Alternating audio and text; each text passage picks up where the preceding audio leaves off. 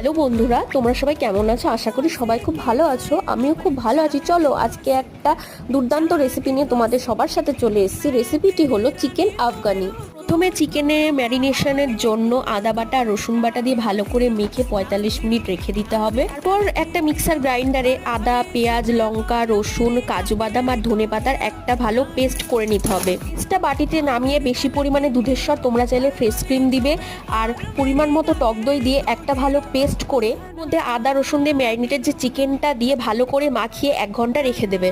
পর কড়াইতে সাদা তেল আর বাটার দিয়ে চিকেনের টুকরোগুলো এপাশ ওপাশ লাল হওয়া অবধি একটু ভেজে নিবে, ভেজে তুলে রাখবে।